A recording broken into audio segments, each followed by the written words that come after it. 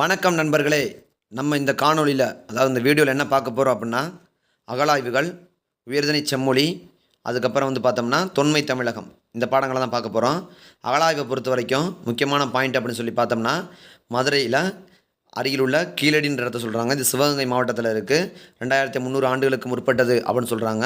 தமிழ் எழுத்துக்கள் பொறிக்கப்பட்ட பானை ஓடுகள், கற்கருவிகள், நீர் சேகரிக்கும் பெரிய மட்கலன்கள், சிறிய குடுவைகள், உறைக்கிணறுகள், சுடுமண் கூரை ஓடுகள் போன்ற பல்வேறு தொல்லியல் பொருட்கள் கிடைத்துள்ளன. 3 வெவ்வேறு காலகட்டங்களைச் சார்ந்த இவற்றுள் தொன்மையானவை என்று 2300 ஆண்டுகளுக்கு முற்பட்டதென கருதப்படுகிறது அப்படின்னு சொல்லியிருக்காங்க. ஓகேங்களா. இந்த கீழடின்றது எங்கே இருக்குது அப்படின்னு சொல்லி பார்த்தோம்னா, சிவகங்கை மாவட்டத்தில் இருக்குது. ஓகேங்களா. சிவகங்கை மாவட்டம் பள்ளிச்சந்தம் அப்படின்ற ஏரியாவில் தான் இருக்குது. ஓகேங்களா. அதுக்கப்புறம் பார்த்தோம்னா பட்டி மண்டபம் சொல்கிறாங்க. பட்டி மண்டபம் என்பது தான் இலக்கிய வழக்கு. ஆனால் இன்று நடைமுறையில் பலரும் பட்டி மன்றம் என்றே குறிப்பிடுகிறார்கள். பேச்சு வழக்கையும் ஏற்றுக்கொள்கிறோம். மகத நன்னாட்டு வாழ்வாய் வேந்தன் பகைபுறத்து கொடுத்த பட்டி மண்டபம் என்று சிலப்பதிகாரத்திலும், பட்டி மண்டபத்து பாங்கறிந்து எருமின் என்று மணிமேகலையிலும், பட்டி மண்டபம் ஏற்றினை எட்டினோடு இரண்டும் அரியணையே என்று திருவாசகத்திலும், பன்னரும் கலைதறி பட்டிமண்டபம் என்று கம்பராமாயணத்திலும் பட்டிமண்டபம் என்ற சொல் பயின்று வருகிறது. அப்படின்னா என்ன சொல்கிறாங்க? மகத நன்னாட்டு வாழ்வாய் வேந்தன் அப்படின்றது மகத நன்னாட்டு வாழ்வாய் வேந்தன் பகைபுறத்து கொடுத்த பட்டிமண்டபம் என்று சிலப்பதிகாரத்தில் குறிப்பிடுறாங்க. காதை 5 அடி 102. பட்டிமண்டபத்து பாங்கறிந்து எருமின் என்று குறிப்பிடும் நூல் மணிமேகலை. பட்டிமண்டபத்து பாங்கறிந்து எருமின் என்று குறிப்பிடும் நூல் என்னது? மணிமேகலை. பட்டிமண்டபம் ஏற்றினை எட்டினோடு இரண்டும் அரியணையே என்று திருவாசகம் குறிப்பிடுகிறது. திருவாசகத்தில் சதகம் குறிப்பிடுகிறது. ஓகேவா. பன்னரும் கலைதறி பட்டிமண்டபம் என்று கம்பராமாயணத்திலும், பாலகாண்டம் நகர்படலம் பட்டிமண்டபம் என்று சொல் வருகிறது. இந்த பட்டிமண்டபத்தை தரவாக படிச்சிடணும். கம்பராமாயணம் என்ன சொல்லுது, சிலப்பதிகாரம் என்ன சொல்லுது, மணிமேகலை என்ன சொல்லுது, திருவாசகம் சொல்லுது. பட்டிமண்டபத்தை பற்றி 4 நூல் தான் சொல்லுது. மகத அப்படின்னா சிலப்பதிகாரம். ஓகேங்களா. ஏறுமின்னா மணிமேகலை. ஏற்றினை அப்படின்னா திருவாசகம். கலைதறி பட்டிமண்டம்னா கம்பராமாயணம். ஓகேங்களா. அதுக்கப்புறம் பார்த்தோம்னா என்ன சொல்கிறாங்க? அரிக்கமேடு எங்கே இருக்குது அப்படின்னு சொல்லி பார்த்தோம்னா, அரிக்கமேடு எங்கேப்பா இருக்குது? கமெண்ட் பண்ணுங்கள் நண்பர்களே. அரிக்கமேடு எந்த மாவட்டத்தில் உள்ளது? அரிக்கமேடு எந்த ஏரியாவில் இருக்குது சொல்லுங்கள் பார்ப்போம். அரிக்கமேடு புதுச்சேரி. பாண்டிச்சேரி புதுச்சேரி மார்க்கப்பட்டது. ஓகேங்களா. 1863ஆம் ஆண்டு அகழாய்வு பணி நடந்தது. எங்கே? முதல்ல சென்னையில் இருக்க பல்லாவரத்தில் அதை குறிப்பிட்டிருக்காங்க. இதில் ரொம்ப முக்கியமானது இதுதான். ஓகேங்களா. அதுக்கப்புறம் என்ன பார்க்க போகிறோம் அப்படின்னா, உயர்தனி செம்மொழி வீருடைய செம்மொழி தமிழ்மொழி உலகம் வேரூன்றிய நாள் முதல் உயிர்மொழி. அப்படி சொன்னவர் யார்? வீறு பேரு அப்படின்னு அதை வச்சுக்கோங்க. வீருடைய செம்மொழி தமிழ்மொழி உலகம் வேரூன்றிய நாள் முதல் உயிர்மொழி அப்படின்னு சொன்னவர் யார்? பாவலரேறு பெருஞ்சித்திரனார்.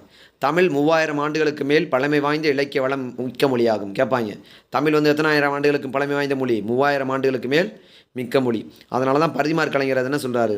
திருந்திய பண்பும் சீர்த்த நாகரிகமும் பொருந்திய தூய்மொழி தமிழ் செம்மொழியாம் என்று பரிதிமார் கலைஞர் செம்மொழிக்கு இலக்கணம் வகுத்துள்ளார். அப்படின்னா செம்மொழிக்கு இலக்கணம் வகுத்தவர் யார்? பரிதிமார் கலைஞர். திருந்திய பண்பும் சீர்த்த நாகரிகமும் பொருந்திய தூய்மொழி தமிழ் செம்மொழியாம். மூணு கண்டிஷன் சொல்கிறார். திருந்திய பண்பாக இருக்கணும், சீர்த்த நாகரிகமாக இருக்கணும், பொருந்திய தூய்மொழியாக இருக்கணும். இதான் தமிழ்மொழி செம்மொழின்றார், இலக்கணம் வகுத்துள்ளார்.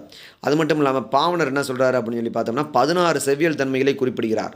செம்மொழிக்கு 16 செவ்வொழி தன்மைகள்: தொன்மை, முன்மை, நுண்மை, திண்மை, எண்மை, ஒண்மை, இனிமை, தனிமை, இளமை, வளமை, தாய்மை, தூய்மை, மும்மை, செம்மை, இயன்மை, வியன்மை என வரும் 16 செவ்வியல் தன்மைகளை சொன்னவர் யார்? பாவனர். செம்மொழி அதுவே நம்மொழி என்றவர் பாவனர். ஓகேங்களா. அதுக்கப்புறம் பார்த்தோம்னா, உலகத்தில் 6000க்கும் மேற்பட்ட மொழிகள் உள்ளன என்பவர் மொழி நூலர். உலகத்தில் இந்தியாவில் 1600க்கும் மேற்பட்ட மொழிகள், 1300க்கும் மேற்பட்ட மொழிகள் பேசப்படுது. அகத்தியலிங்கம் தான் மொழிகளின் காட்சி சாலைன்னு சொல்லியிருக்காரு. இந்தியாவை உலகத்தில் 6000க்கும் மேற்பட்ட மொழிகள் பேசப்படுகிறது. அடுத்த இலக்கண வள முடியாது 3000 மொழிகள் இலக்கண இலக்கிய வள முடியாது. இவற்றுள் 2000 ஆண்டுகளுக்கு மேற்பட்ட வரலாற்று தொன்மையுடைய மொழிகள் கொஞ்சம் தான். அவற்றில் என்னென்ன இருக்குது? தமிழ், சீனம், சமஸ்கிருதம், லத்தீன், ஈப்ரு, கிரேக்கம். இதான் என்னது அப்படின்னு சொல்லி பார்த்தோம்னா, வரலாற்று தன்மையுடைய சில தன்மைகள் உடைய இலக்கண இலக்கிய வள முடிய மொழிகள். இவற்றுள் லத்தீனும் ஈப்பரும் வழக்கிழந்து போச்சு. இன்றும் நிலைத்து நிற்கும் மொழிகளுள் நம் தமிழ் மொழியும் ஒன்றுன்றாங்க. தமிழ், சீனம், சமஸ்கிருதம், லத்தீன், ஈப்ரு, கிரேக்கம். லத்தீனும் ஈப்பரும் வழக்கிழந்து போச்சுன்னு சொல்கிறாங்க. பேச்சு மொழியாக, எழுத்து மொழியாக, ஆட்சி மொழியாக, நீதிமன்ற மொழியாக, பயிற்று மொழியாக நிலை பெற்றிட வேண்டும். ஒரு மொழி நிலைத்து நிற்கணும்னா என்ன பண்ணணும்? பேச்சு மொழியாக இருக்கணும், எழுத்து மொழியாக இருக்கணும், ஆட்சி மொழியாக இருக்கணும், நீதிமன்ற மொழியாக இருக்கணும், பயிற்று மொழியாக இருக்கணும். இலக்கிய வளம், இலக்கண அரண், மிகுந்த சொல்வளம், வரலாற்று பின்னணி, தனித்தியங்கும் மாண்பு, காலத்திற்கேற்ற புதுமை என பல வகைகளும் சிறப்பு பெற்றிருத்தல் தமிழ் மொழிக்கு அனைத்தும் பொருந்தும். பேச்சு மொழி, எழுத்து மொழி, ஆட்சி மொழி, நீதிமன்ற மொழியாக இருந்தால் தான் நிலச்சி நிற்குன்றாங்க. செம்மொழி தகுதி கோட்பாடுகள் ஒரு 11 செம்மொழி தகுதி கோட்பாடுகளை சொன்னவர் யாருன்னா அப்படின்னா மனவை முஸ்தபா. தொன்மை, பிறமொழி தாக்கமின்மை, தாய்மை, தனித்தன்மை, இலக்கிய வளம், இலக்கண சிறப்பு, பொதுமை பண்பு, நடுவு நிலைமை, பண்பாடு, கலை பட்டறிவு வெளிப்பாடு, உயர் சிந்தனை, கலை இலக்கிய தனித்தன்மை வெளிப்பாடு, 11 மொழி கோட்பாடுனா 11 மொழியியல் கோட்பாடு சொன்னவர் யார்? அறிவியல் தமிழறிஞர் முஸ்தபா. மொழி வல்லுநரும் வரையறுத்துள்ளனர். ஓகேங்களா?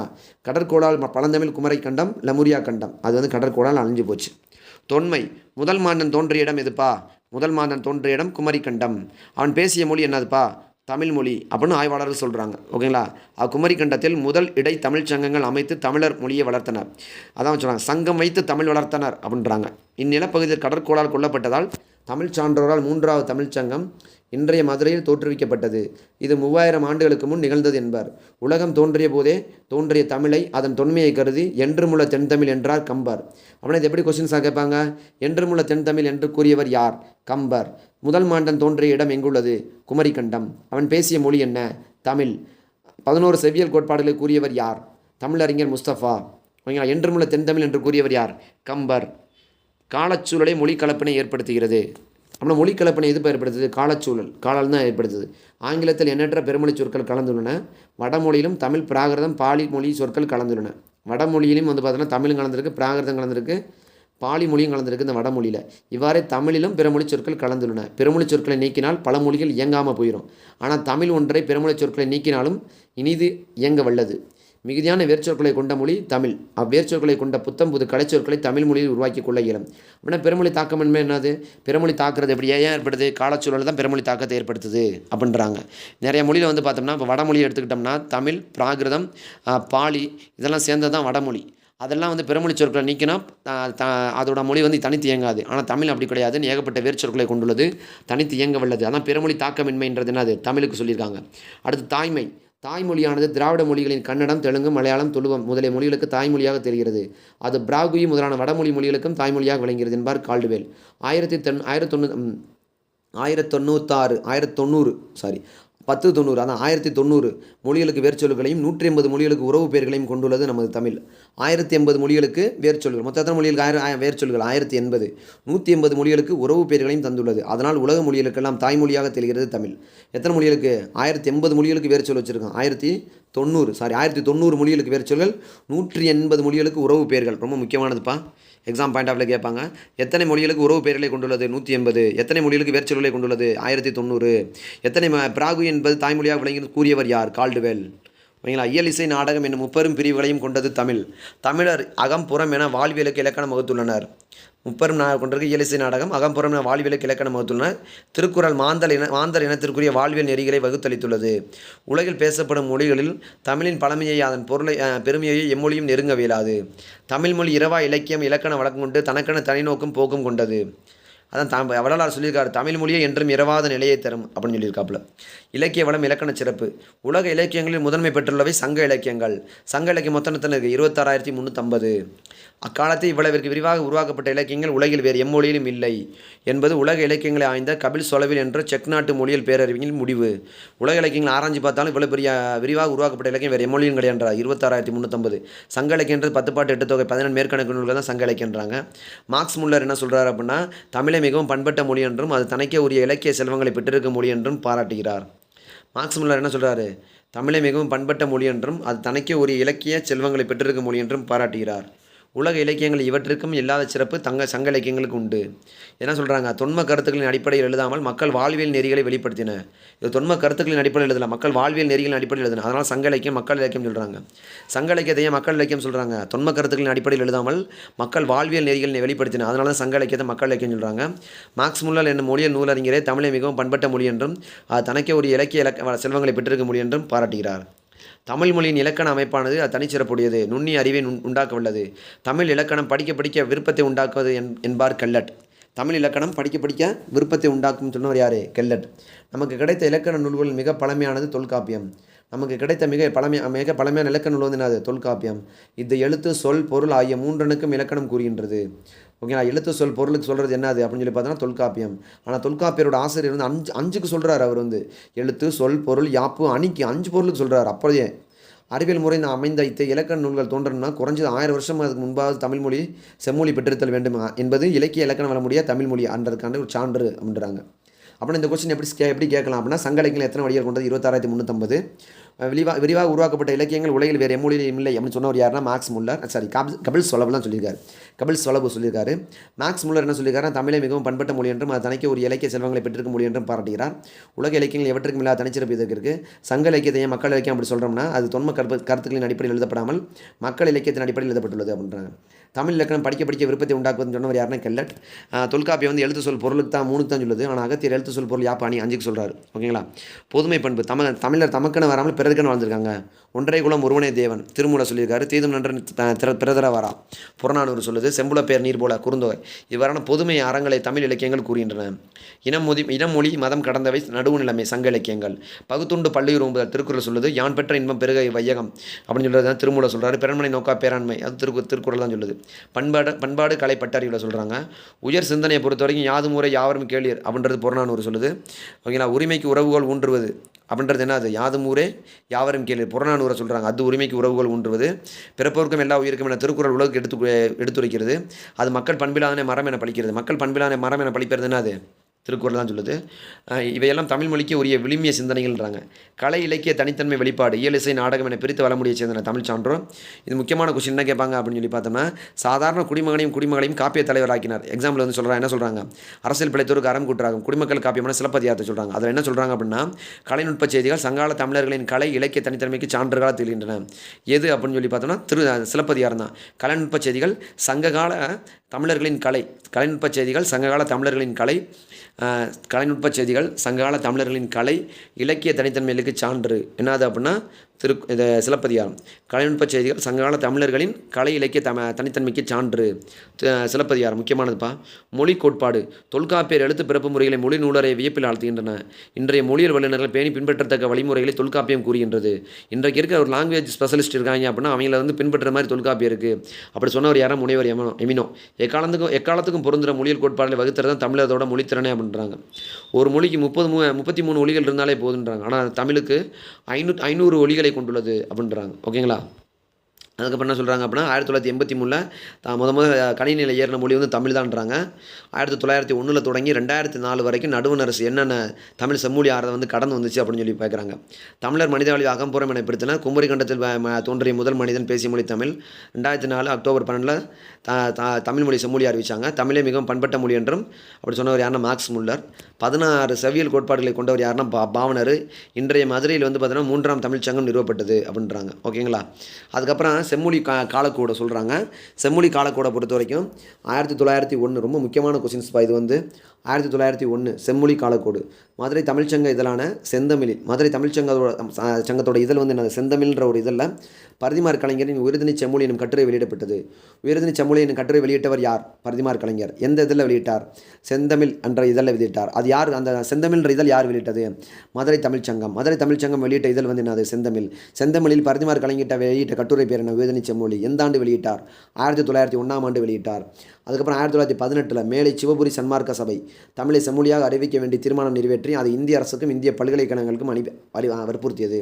இந்திய பல்கலைக்கழகங்களுக்கும் இந்திய அரசுக்கும் அனுப்பி வற்புறுத்தியது யார் அப்படின்னா மேலை சிவபுரி சன்மார்க்க சபை மதுரை செம்மொழியாக அறிவிக்கும் 1918 சைவ சித்தாந்த மாநாட்டில் தமிழை செம்மொழியாக அறிவிக்க வேண்டும் என தீர்மானம் நிறைவேற்றப்பட்டது.